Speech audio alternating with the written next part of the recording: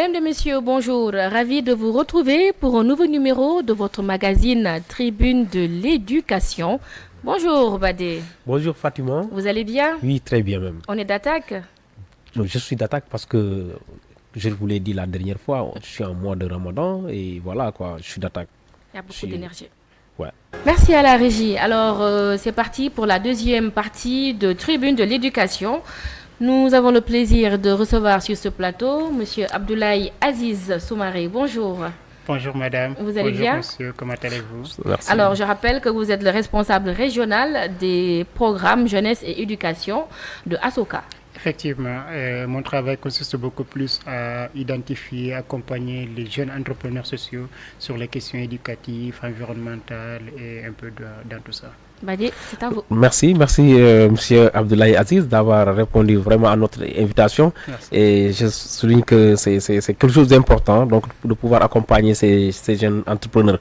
Mais avant tout, ASOCA, expliquez-nous un peu la genèse donc de ce projet. Tout à fait. Peut-être avant de rentrer sur le projet, il y a très peu de personnes qui connaissent un peu ASOCA, le travail que nous faisons. Alors, ASOCA, disons que c'est l'organisation qui a théorisé et conceptualisé l'entrepreneuriat social. C'est-à-dire, avant ASOCA, on ne parle pas d'entrepreneuriat social. On parlait d'entrepreneuriat classique, mais pas d'entrepreneuriat social.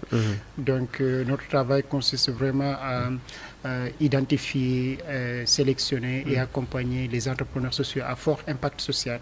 Et qui sont ces entrepreneurs sociaux? Ce sont ces hommes, ces femmes qui arrivent à vraiment impacter leur communauté et apporter vraiment des changements systémiques sur les questions que la communauté, en tout cas, qu'ils rencontrent. Pour donner quelques exemples très concrets, par exemple ici au Sénégal, des entrepreneurs sociaux qu'on a identifiés au début de leur initiative et qu'on a accompagnés. Il y a par exemple Ali Haïdar avec son organisation Océanium, Soukena Ndiaïba, Karim Sidi Djokolab, Sirekan de Synap Center, des Sobel Aziz Ngom de Consortium Jeunesse Sénégal, Chérif Ndiaye de École au Sénégal. Il y en a plein. Donc on est quand même sur les 5 continents. Et en Afrique, on est sur 4 bureaux Sahel que nous couvrons. Le bureau de East Africa, le bureau de South Africa et le bureau de l'Afrique centrale, Nigeria. Vous avez fait une comparaison par rapport aux entrepreneurs classiques, entre guillemets. Quel est le plus-value que vous apportez par rapport à ces entrepreneurs sociaux? Effectivement. En fait, quand on parle d'entrepreneuriat classique, c'est une question de finalité. La finalité, oui, on résout un problème social, mais la finalité, c'est aussi pour avoir de l'argent. C'est ça un entrepreneuriat, entrepreneur classique. Alors pour un entrepreneur social, la finalité, ce n'est pas pécunier. On voudrait tout simplement résoudre un problème social. Et peu importe qu'on gagne, ils ont quand même leur modèle à eux. Ce modèle est basé surtout sur des dons, sur des accompagnements, voilà. Mais la finalité, ce n'est pas forcément pour avoir de l'argent, mais c'est tout simplement pour résoudre un problème social. Donc un problème social, on en connaît, peut-être la justice climatique, donc qui est vraiment votre cheval de bataille. C'est quoi exactement? Expliquez-nous un peu ce que c'est cette justice climatique. Voilà. Alors, quand même, ASOCA travaille sur plusieurs domaines, que ce soit l'éducation, la santé, la petite enfance, l'environnement, le numérique, le climat, en fait, dans tous les domaines. Parce que les innovateurs sociaux que j'ai mentionnés, ils sont dans tous les domaines. Donc, peu importe le domaine dans lequel la personne est, nous, on l'accompagne. Ça, c'est un premier point. Donc, la justice climatique est quand même, il faut le reconnaître, qui est quand même une urgence. Donc, ces dernières années, on a quand même revu notre stratégie. On s'est dit, on va surtout se baser sur 2 choses. La première, c'est l'éducation. Une éducation de qualité pour tous. Donc, voilà, on a développé pas mal de programmes sur ça. Et aussi sur les questions climatiques, avec l'urgence climatique. Donc, on a développé ce programme spécifique. Et que ce programme, c'est surtout sur la justice climatique et la durabilité environnementale. Donc, de façon générale, le projet consiste à ce qu'on appelle en anglais le mindset shifting, comment changer les mentalités, surtout des jeunes. Parce que oui, il ne suffit pas tout simplement de planter des arbres, mais c'est de comment inculquer des valeurs de change making, des valeurs d'acteurs du changement auprès des jeunes. Comment les jeunes, les élèves doivent grandir avec cette mentalité-là. Donc on a designé ce projet surtout sur ça. Et comment cela se fait? On a identifié 20 écoles au niveau du sud du Sénégal, Ziguinchor, Sédhiou et Tambacounda. Et dans ces écoles, chaque école, il y a 3 élèves, 3 enseignants et les responsables de l'établissement. Ce qui veut dire que ça fait 7 personnes, donc ce qui fait un total de 130 personnes qu'on a rassemblées pendant 2 jours au niveau du sud du pays. Donc, durant ces 2 jours, c'est beaucoup plus de formation, de capacitation sur tout ce qui est vraiment cet aspect. Comment, en tant qu'enseignant, je dois inculquer ces valeurs environnementales, climatiques à mes élèves. Et comment, moi, en tant qu'élève, je dois vraiment inculquer ces valeurs d'être un acteur de changement, de ne pas être attentif envers mon établissement, envers mon enseignant, envers mes parents, mais d'être vraiment, d'identifier un problème social et d'apporter des solutions pérennes. Donc, la formation est basée beaucoup plus sur ces compétences-là. Et le deuxième niveau, c'est comment développer des projets communautaires. C'est-à-dire, il ne suffit pas tout simplement, comme je le disais, les projets communautaires de planter des arbres, de faire du reboisement, de sensibilisation, retravailler sur le cadre de vie de l'école. Mais c'est comment inculquer à l'élève cette capacité à se dire, moi, je suis un acteur du changement. C'est-à-dire que ce soit au-delà de l'école, chez moi, que je puisse peut-être prendre des arbres fruitiers, les planter chez moi, et prendre soin de ces arbres-là. Donc c'est surtout beaucoup plus basé sur ces compétences-là. En tout cas, les 2 jours de formation qu'on avait fait au niveau du Sud. Et pourquoi la cible? Pourquoi vous avez ciblé les régions du Sud? Et oui, effectivement, quelque chose qu'on a beaucoup cogité, parce que comme c'est un projet pilote, c'est la première année qu'on développe, donc bien sûr qu'il y aura d'autres phases qui vont suivre. Et on s'est dit, quand on regarde la cartographie du Sénégal, c'est la zone sud qui est un peu plus verte. Et que souvent on oublie que c'est la zone qui est l'une des zones les plus menacées, avec les coupes abusives de bois, la surpêche, etc. Donc nous, on voulait prendre les devants. Au lieu d'aller peut-être à sensibiliser les zones du nord, qui va être beaucoup plus sur le reboisement, c'est-à-dire qu'est-ce qu'on peut faire pour retrouver la verdure. Alors que là-bas, ils ont déjà la verdure. Qu'est-ce qu'on peut faire pour protéger cette verdure-là? La maintenir. Ouais. Donc c'est pourquoi on a vraiment choisi la zone sud, pour que ces élèves-là, pour que ces enfants-là puissent avoir déjà cette capacité, cette mentalité à comprendre qu'on a quelque chose à protéger. Voilà, donc c'est pourquoi on a fait le choix de cette zone-là. Donc, à vous entendre, il faut créer un citoyen nouveau. Un citoyen nouveau. Ouais. C'est pourquoi on parle c'est un jargon Ashoka qui est le change making. Et le change making, c'est même la définition de Ashoka. Nous voulons créer un monde où chaque individu est un acteur du changement. C'est le monde que nous voulons créer. Vous, en tant que journaliste, vous, en tant que présentatrice, le directeur de RTS, le chauffeur de car rapide, le menuisier, le tailleur, que chaque individu, dans l'environnement où tu es, puisse développer vraiment des compétences et être un acteur du changement. C'est-à-dire, je vois un problème, au lieu de dire, ah non, ça c'est le problème de l'État qui doit régler ça, non. Je rassemble des personnes, des jeunes de ma communauté, des personnes de ma communauté, et on essaie d'apporter des solutions. C'est ça la définition du change making, et c'est ce monde-là qu'Ashoka est en train de créer. C'est ça aussi le nouveau type de citoyen qu'on voudrait vraiment. Alors, à mi-parcours, quel est le travail déjà effectué? Effectivement. Et ce qui reste à faire? Alors, il reste plus à faire que ce qu'on a encore fait. Le projet, c'est sur 2 ans, et on a quand même fait 1 an, parce qu'on avait commencé au mois de avril, mai, comme ça, 2023, où la première phase, c'était beaucoup plus la sélection de ces établissements, parce qu'on a mis en place un processus très rigoureux. Voilà, vraiment choisir les écoles qui sont quand même un peu plus en avant sur ces questions-là. Donc ça facilitait la tâche. Après la sélection, c'est la capacitation, les activités qu'on a fait au sud du Sénégal. Après la capacitation, c'est les projets communautaires, c'est-à-dire dans chaque école, comment développer un projet communautaire de changement de comportement, de mentalité de ces jeunes-là. Après ces projets communautaires, le next step, c'est comment créer une communauté de pratique, c'est-à-dire sur les 20 écoles, les 3, ça fait 60 élèves. Ces 60 élèves-là, on a créé une communauté de jeunes acteurs du changement. Donc tous les jours, on fait des activités pour continuer la sensibilisation de ces enfants-là. Parce qu'il ne suffit pas tout simplement de faire l'activité et de dire basta, on a organisé, on a fini, on passe à autre chose. Il y a un suivi à faire. Il y a un suivi. Et ce suivi passe d'abord par les projets communautaires, parce que ce sont les jeunes qui vont prendre le lead là-dessus. Et le deuxième niveau, on est en train de développer un autre programme pour accompagner particulièrement ces enfants-là. comment on pourra vraiment les amener à un autre niveau. Parce que c'est tout un parcours, c'est tout un processus et que demain, ces enfants-là puissent aussi devenir vraiment des Ali Haïdar à gauche, vraiment des grands acteurs de l'écosystème, des grands défenseurs de l'écosystème. Donc c'est ça qu'on voudrait vraiment avec ces jeunes-là. Donc c'est toute une continuité avec ça. Et à côté aussi de ces zones, parce que oui, à côté des jeunes, il y a aussi des enseignants. On est en train de développer, le programme existe déjà, donc voilà, la deuxième phase avec ces enseignants, c'est un programme qu'on appelle C-Teach, Changemaker Teachers, c'est-à-dire des enseignants acteurs du changement. C'est-à-dire moi, en tant qu'enseignant, que ce soit enseignant de mathématiques, d'histoire ou de PC, peu importe, comment je pourrais vraiment inculquer ces valeurs-là, d'aider l'élève à devenir un acteur du changement. C'est un peu aussi l'éducation citoyenne. Et il y a des modules qui sont, si je vous comprends, est-ce qu'il y a des modules prédéfinis qui seront, excusez-moi, qui seront intégrés dans le curriculum de l'éducation ou comment vous intervenez exactement? Et ça, c'est un point très important parce qu'à l'entame de notre projet, on avait même rencontré la secrétaire générale du ministère de l'Éducation nationale au niveau du SPER, bien sûr facilité par notre collaborateur qui est Madame Diena Aminata, qui est la conseillère technique du ministère. Donc on l'avait rencontrée pour lui exposer vraiment le projet et elle a adoré le projet. Donc elle nous a même facilité vraiment l'accès aux IA, aux inspecteurs d'académie, parce que oui, si on doit rentrer dans l'école, on doit forcément passer par les IA. Donc ils nous ont facilité ça.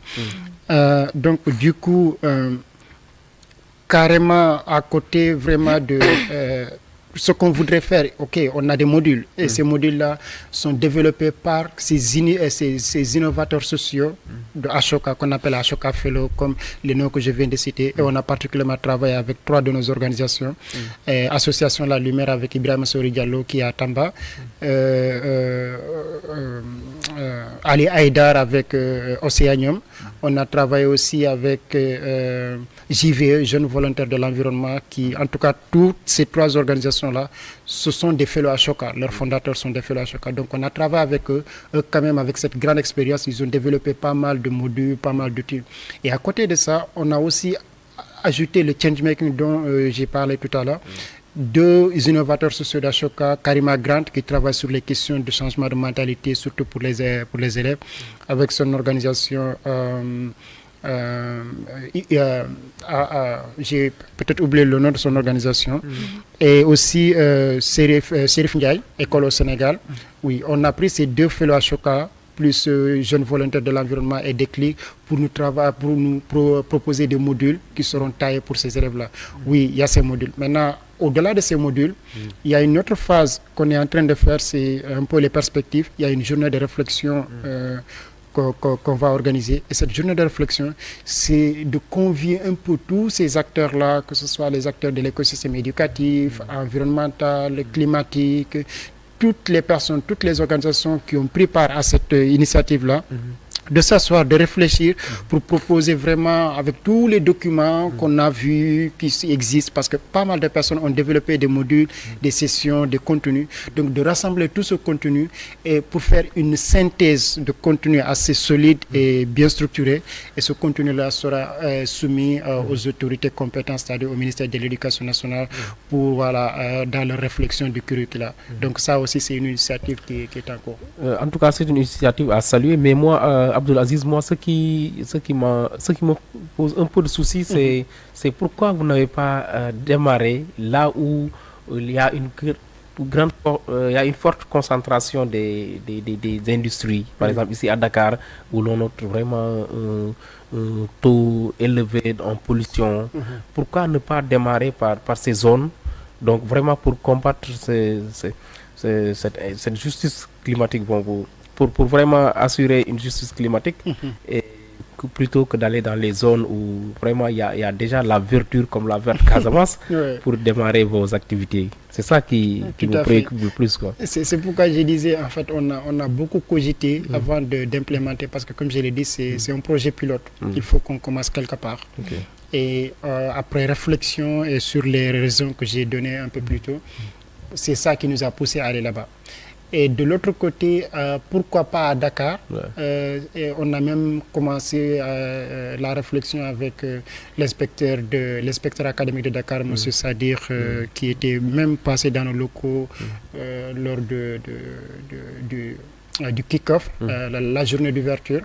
Et en fait, on lui a expliqué, oui, il aurait souhaité en tant qu'inspecteur de Dakar qu'on déroule ce programme à Dakar où il y a une forte concentration, comme vous l'avez dit. Mais on s'est dit, on commence d'abord au sud et peut-être dans les années à venir, dans les autres cohortes, on va faire à Dakar. Mais pourquoi pas à Dakar? Parce qu'à Dakar, ce qu'on est en train de faire, c'est comment sensibiliser ces organisations qui sont autour du gaz, pétrole. Donc vraiment, on a sensibilisé le maximum de personnes. Et ce qu'on va faire avec eux, c'est comment réfléchir ensemble, c'est cette journée de réflexion dont j'ai mentionné un peu plus tôt, comment réfléchir ensemble avec ces acteurs-là pour proposer des solutions pérennes à ce problème de climat et d'environnement. Donc c'est un peu ça. Moi, ce que j'ai compris, c'est qu'il faut d'abord protéger les poumons. Exactement. Ensuite, le reste du corps. Vous avez tout compris. C'est ça. D'abord les poumons. Parce que si on n'arrive pas vraiment à protéger les poumons, ce serait très compliqué. Parce que cette partie du pays, en fait, c'est elle qui nous procure l'oxygène, si on peut le dire aussi. Voilà, tout à fait. La verte Casamance. Mais où est-ce que vous en êtes avec vraiment la mise en œuvre de ce projet? Vous êtes à quelle phase? Alors là, nous sommes à la phase d'implémentation des projets communautaires. La phase d'implémentation des projets, c'est-à-dire sur les 20 écoles, comme je l'ai dit. Comme nous sommes ici à Dakar, ce serait très difficile de faire la navette sud-ouest, sud-ouest, ce serait un peu compliqué. Alors, la stratégie qu'on a développée, on a identifié des organisations, des associations au niveau du sud du Sénégal qui accompagnent ces écoles-là. Donc voilà, on a en tout cas consulté un peu une base de données de structures, d'organisations qu'ils ont accepté volontairement à accompagner les écoles. Et c'est cette phase-là sur laquelle nous en sommes en ce moment. Et parmi vraiment ces organisations, il y a AMP Mangrove, en tout cas, il y a toute une liste, Association des jeunes pour le développement de Kadjalang, il y a l'organisation Experna, il y a Vision Citoyenne, il y a Green Team Ziguinchor, il y a Green Action Sénégal, il y a Association Triple S, il y a Ununu Kolal, oui, il y a l'ONG CAS, il y a le Conseil communal de la jeunesse de Sédhiou et l'association Sédhiou Environnement.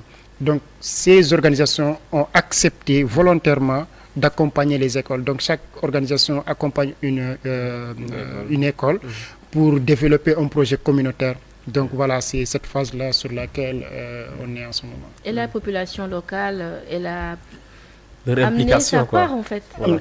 Et ça, c'est très, très important parce que le projet même, on commence d'abord par 3 élèves, 3 enseignants de l'établissement. Et puis, ces 3 élèves, ces 3 enseignants vont faire une restitution pour toute l'école. Il faut que toute l'école soit impliquée parce que c'est un projet de l'école, ce n'est pas un projet de 6 personnes. Toute l'école soit impliquée.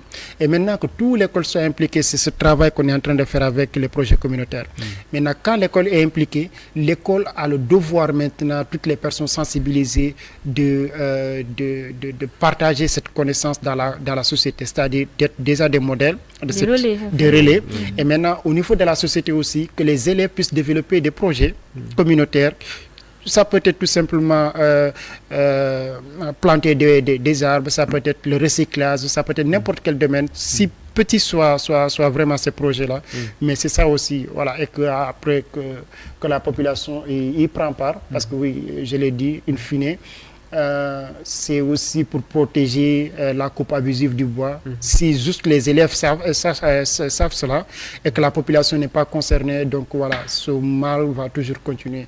Donc il faut qu'une fois qu'on aura formé, outillé ces élèves, ces enseignants-là, qu'ils puissent vraiment distiller ça au niveau de la communauté. On sait que dans les régions du Sud, il y a beaucoup d'organismes également qui interviennent dans ce sens ou qui sont vraiment qui font des choses un peu similaires, quoi. Est-ce que vous pensez à vraiment mutualiser vos efforts, vos forces, à une synergie, quoi, d'action pour pouvoir vraiment mener ce combat à bon port? Peut-être, je ne suis pas sûr de bien comprendre. Est-ce que vous travaillez avec les autres organisations qui sont sur place, en fait? Effectivement, en fait, c'est un peu ça que j'ai dit quand j'ai cité un peu toutes ces organisations.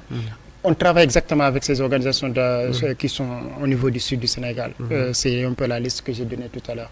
Donc, c'est eux qui vont être un peu notre relais. Voilà, comme on ne peut pas quitter Dakar, aller voir ces 20 écoles, eux, ils vont continuer à faire le suivi et l'évaluation vraiment de ces projets communautaires. Donc, quelque part, on a aussi signé une sorte de convention avec ces organisations pour qu'ensemble, on puisse faire le travail. Parce qu'il faut le dire, les questions environnementales, climatiques, nous concernent tous. Et comme j'ai l'habitude de dire, nous sommes tous dans le même bateau. Bah, si le bateau coule, on va tous couler dedans. Donc oui, ça peut être une initiative de départ d'Ashoka, mais aujourd'hui, c'est eux qui portent plus ce combat-là sur les questions environnementales et climatiques. Et par rapport à ces questions-là, maintenant, pour les perspectives, quelles sont les actions à entamer vraiment pour pouvoir réussir ce pari? Effectivement. Alors, comme je l'ai dit, c'est une continuité. Une fois qu'on aura fini la capacitation, les projets, les communautés de pratique, les projets communautaires, donc la projection, on est en train de travailler en tout cas avec une vingtaine de structures de la place dans l'organisation d'un sommet sous-régional sur l'éducation, la formation et l'environnement. Donc ce sommet-là, où on voudrait vraiment toutes les écoles qui ont participé à ce programme-là puissent participer aussi à ce sommet. Donc ça, c'est une première phase et on est en train de faire avec les acteurs de l'écosystème qui ont quand même contribué à nous aider dans le développement de ce projet-là. Donc ça, c'est l'une des perspectives, c'est-à-dire le sommet qui est en cours d'organisation. On a vraiment réfléchi, le cadre, les termes de référence, donc tout est en place. Et l'autre point, c'est par rapport au programme C-Teach, comme je l'ai dit, le Changemakers Teachers, où les enseignants qui ont participé à ce programme-là pourront être sélectionnés. Ça est aussi une sélection parce que oui, ils sont 60 enseignants, mais on ne peut pas tous les prendre. Mais on va prendre 20 enseignants qui vont participer à ce programme-là. Voilà, où ils seront outillés en tant qu'enseignants acteurs du changement. Et à côté de ces titres, il y a des webinaires qu'on organise tous les 2 mois.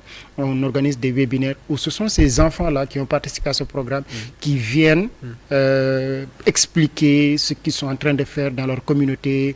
Donc voilà, c'est tout un tas de webinaires. Il y a 6 webinaires qu'on a planifié, on a déjà organisé un webinaire. Donc voilà un peu les perspectives, mais et aussi la journée de réflexion, parce que cette journée de réflexion, comme je l'ai dit, c'est que il y a pas mal de documents qui existent, de supports, de vidéos, d'articles, de sessions, de modules qui existent. Donc on veut compiler tout ça, faire une synthèse et partager ça vraiment aux autorités compétentes. Vous avez pensé à la mise à l'échelle parce que ici, au Sénégal, on attend d'ici quelques temps à exploiter nos ressources, le pétrole tel que le pétrole et le gaz. Est-ce que vous avez une idée de pouvoir vraiment accompagner ça pour ce projet très ambitieux? Qui est très très ambitieux. C'est pourquoi la participation de M. Diallo, Ibrahim Sori Diallo, avec Association La Lumière, qui travaille, qui est quand même très très en avance sur ces questions, gaz et pétrole. Voilà, il est très en avance. Donc on travaille en étroite collaboration avec lui. Et l'objectif qu'on voudrait, c'est d'abord dans la sensibilisation. Dans la sensibilisation, et le jour même de la cérémonie d'ouverture, on a invité pas mal de structures qui sont dans ce domaine-là pour qu'ils viennent partager aussi leur expérience. Donc ce projet, il y a une phase qui est sur la justice climatique et la durabilité environnementale avec les écoles, mais l'autre phase, c'est avec les structures qui interviennent sur ces questions, gaz, pétrole, etc. Donc c'est beaucoup plus avec la sensibilisation et de l'autre côté, c'est beaucoup plus la capacitation. Peut-être lui demander ce projet, qui porte ce projet et le coût du financement et la durée également. La durée, vous l'avez dit, c'est 2 ans. 2 ans. Alors, notre partenaire principal, c'est la Fondation Ford, qui est notre partenaire principal, qui nous soutient financièrement sur ce projet-là. Mais alors, le coût, c'est sur 2 phases. En tout cas, le coût total, c'est juste $150 000. pour l'implémentation de ce projet. Combien de francs CFA? Ça va être difficile. Alors, 150 000 $ peut-être. On va sortir les calculettes, quoi. Ouais, je suis dans mon monde de dollars, là. D'habitude, c'est comme ça que je réfléchis, en fait, les deux. Donc, c'est un peu ça. 150 000 $ sur 2 phases où on a reçu une première phase qui nous permet vraiment de faire tout ce qu'on a pu faire jusqu'à maintenant, dérouler les activités. Et la deuxième phase, c'est beaucoup plus la communauté de pratique, c'est aussi les journées de réflexion, c'est les webinaires, donc c'est un peu ça. Alors bon, je pense qu'on n'a qu'à remercier vraiment pour cette brillante ce brillant exposé donc, de ce projet Ashoka. En tout cas, merci infiniment. Fatima, tu n'as pas d'autres questions? C'était un plaisir de vous recevoir, Abdoulaye Aziz. Merci. Un nom assez original quand même.